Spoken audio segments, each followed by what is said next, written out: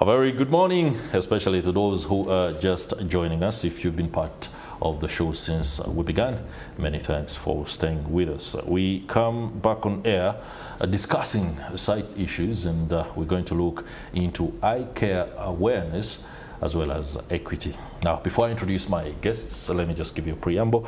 On World Sight Day that takes place on the second Thursday of October, and this year it will be Thursday 9th, Independence Day, organized by the International Agency for Prevention of Blindness as well as the World Health Organization. Additionally, in terms of regional differences, just for perspective, the prevalence of distance vision impairment in low and middle income regions is estimated to be 4 times higher than in high income regions. So, as the World Sight Day is approaching, we are visiting the path to see exactly what we have to see, if eyes anything to talk about.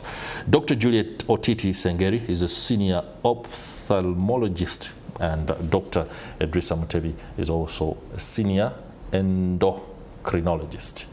Wow, some of those titles, especially in the medical field, do give us a little bit of trouble. I hope you can simplify things for us, because they are really, really complicated. First things first, let me begin with the lady. Good morning. Good morning. What do we have to pay attention to? Today we wanted to focus on an important issue regarding diabetes and its complications in the eye, because it's a growing cause of visual loss among the diabetic population.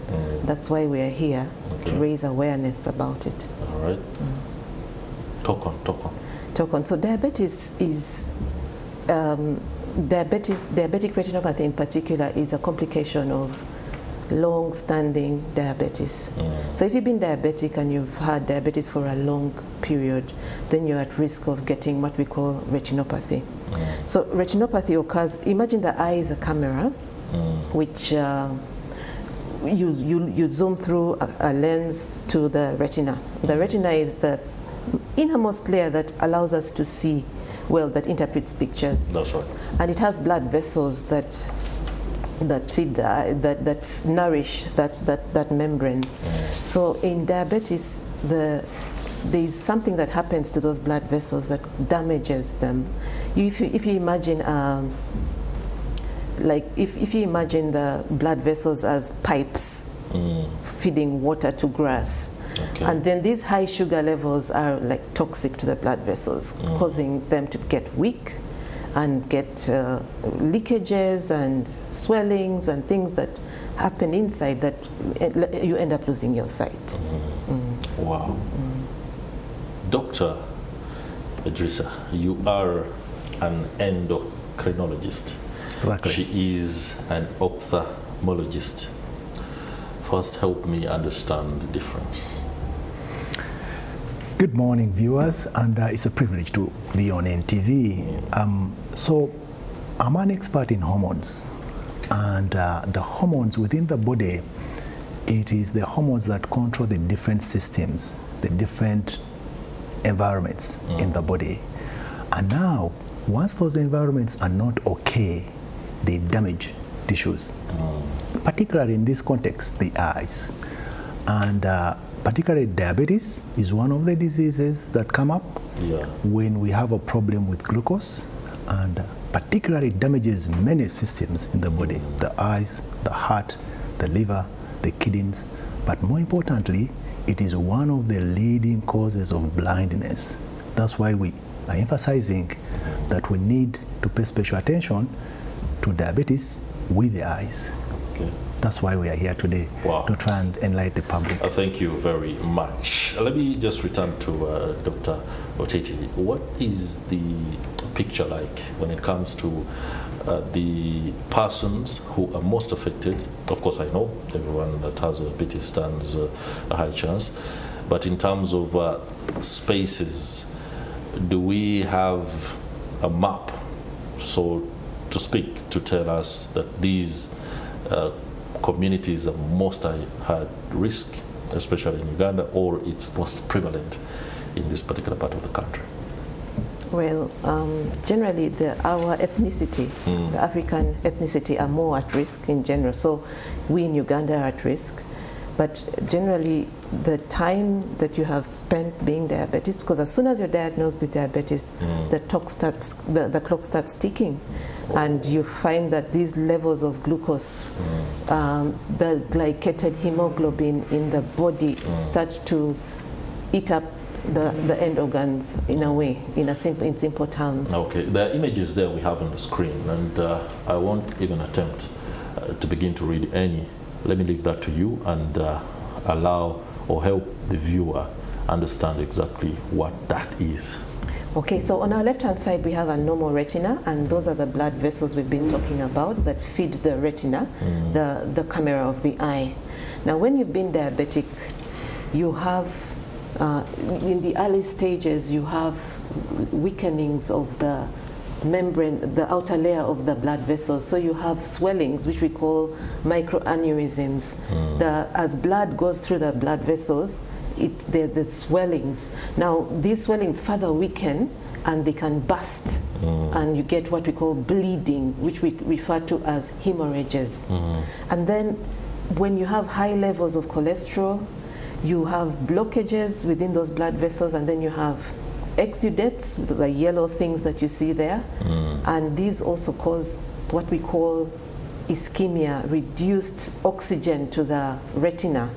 And as a long-term result, you find new vessels grow, which are very fragile, and these vessels tend to cause bleeding and tears in the retina, detachments, and many other complications, which are really hard to manage. And the good news is that if you get the retinopathy early, it can be treated and it can be addressed. Yes. So it's about awareness and being receptive to seeing the doctor a little bit more often than you ought to. That checkups all the time. Yes. Okay. Doctor, you spoke about hormones, and that means there are people who are more susceptible than others on account of their either active or not very active hormone and everything that goes on within that space, so to speak. Who should look out most for some of these occurrences? Okay, now diabetes is a disease that damages the body. So people with diabetes should be on the outlook. Particularly within the diabetes, people who have got poor control. If you have poor control of your sugars, you're at increased risk for damaging your eyes. If you've got hypertension, it is also going to worsen the damage to the eyes. If you have got obesity, again, you're going to increase damage to your eyes. Now, if you put those together with age, because there's that natural damage that goes on as we age. Now, if you put all those together, that group of people, those group of people are at higher risk of damaging their eyes. So in this context, particularly, people who have got diabetes for a long time, the risk increases. So that's why we encourage our patients that they should routinely go for an eye checkup. Now, what is even very worrying is that we have people who can get damage to their eyes without feeling anything within the body. So that's why we emphasize that even if you're not feeling anything, even if you don't have blurring of vision, you don't have any pains in your eyes, you should routinely check your eyes, particularly if you have any of those diseases, diabetes, hypertension, obesity, and also increasing age. Interesting when you say obesity and disease in the same sentence. In a society that thinks and imagines that to be bigger, you're better. How do doctors and medics deal with that misconception? And how do you allow the population, for example, begin to appreciate the fact that you shouldn't necessarily allow to get bigger than you ought to be? Okay, of course, our society, previously, our societies were brought up in poverty. So most times people who were obese were seen like, okay, these are better off. But I think we have to find what to eat. To find something to eat, take your child to school, have a good life. I think we should be now changing that narrative to educate our populations that, look here, no, If you're obese, fine, you could be affording all these things, but you're running a higher risk of damage to the different tissues. Okay. Diabetes itself is a growing challenge. Today we are talking about the eyes, but people need to understand exactly what puts them in the path of danger in as far as diabetes is concerned. Could you advise or educate on that? Yes. So if you've been diabetic for more than, I would put it at more than 10 years, you're at very high risk. Then if you are diabetic and you have high blood pressure, you are also at risk. There's increased risk. And then if you are pregnant, because in pregnancy, the hormones change and diabetic retinopathy can progress during pregnancy. So if you're diabetic and you are pregnant, you must have your routine eye checks to make sure that we catch it early and treat it early. Then the other one is if you have renal disease. If you're diabetic and you have some renal disease, you need more frequent eye checks because the retinopathy can progress faster in those stages, so you're at high risk. And of course the type 1 diabetics, those who have been diabetics from childhood, are also at a higher risk of getting it. What are the treatments available and how quickly can they be accessible? Because when you speak to many Ugandans, the quick question that comes into the mind is, where do I access treatment and how?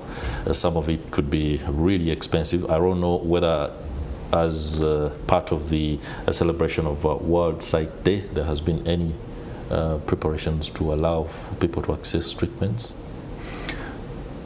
Is that one, does it go to you or? Now the treatment has two contexts to it. There is the side of the medical, the endocrinologist side. So we have to ensure that these patients get very good control of the parameters we talked about. Yeah. The sugars have to be well controlled. You have to be within range as advised by your doctor. Then two, the other risks have got to be controlled.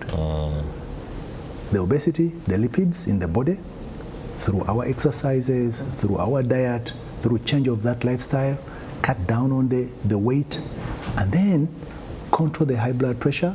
If there are any other complications, just like she mentioned, the renal, we have to address those. Now, those are handled by the endocrine side, the medical side.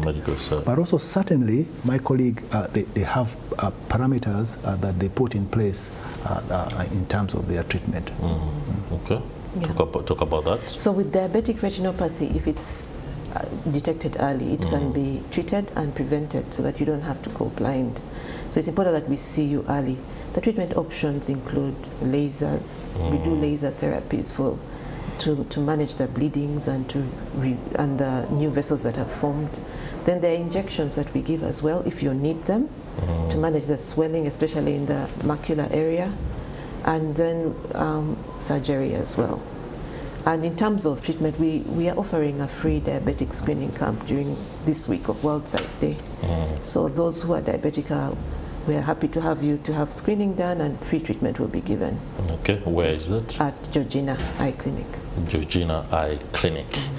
All right, lifestyle seems to be one of the issues the average Ugandan grapples with, and when you talk about diabetes and what it conditions upon the human body, I think at the end of the day, there are some people who say, let's go and treat the real cause, and we shall avoid what looks like looking at the symptoms.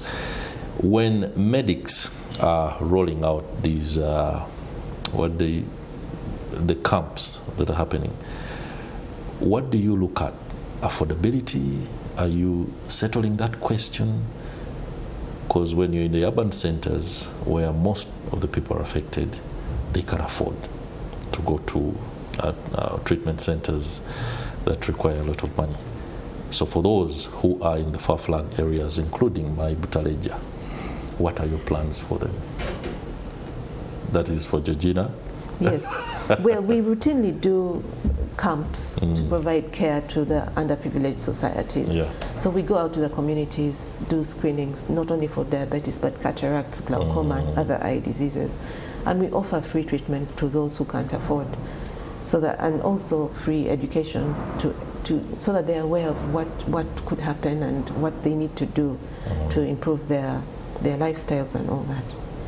Diet, what should I eat? What shouldn't I eat in order to not to complicate the conditions that could come as a result of the diabetes? Okay, very good. Again, to add on what she has said, is that prevention is the best, because prevention will cut back on your cost. That is right. We have to avoid these patients going into the far end because it becomes very expensive.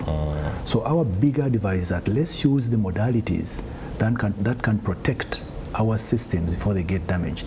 And top on the list is the nutrition. Very important that what we eat will put an extra effort into what we eat. Number one, let's have plenty of vegetables.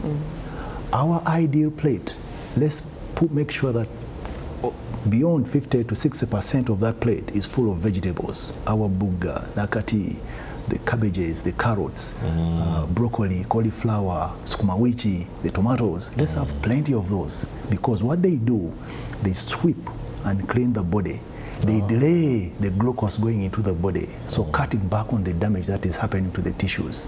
So nutrition, let's cut back on the smoking, because smoke is going to damage the vessels, which will worsen the eye damage. Let's cut back on the alcohol. Let's cut back on the oils. And then let's encourage our people to eat a lot of vegetables. Number two, related to nutrition, exercises. Exercises are going to help us because they unclog. She talked about clogging of the vessels. So it helps unclog the vessels, so that blood is now moving very well to the different tissues, particularly the eyes. And also the exercises, what they do, they also burn down on the food we have eaten. Remember, we take in food, but we may take in a lot. A lot of it. And so when you do exercises, you're burning down on that excess food that you have taken in. And having said that, we have to watch the exercises we do. We have to be careful. You don't want to simply say, oh, Dr. Mutebi said we have to exercise, then you go and run for 2 hours. No, go slow at it and make sure you are comfortable. For example, if you're pregnant, just like she said, the pregnant ladies are at risk for the eye damage. You're not going to tell a pregnant lady, hey, go and run, but she can walk. If you're elderly, you can walk. All those help us prevent damage to the tissues using minimal costs. Okay. Let me just go back a little bit. This is on account of the possibility that somebody out there might be having a little bit of trouble understanding the quick signs somebody notices. There are those who do not know that they have diabetes, and then they begin to suffer the symptoms of the eye complications, and they assume it's the normal eye condition.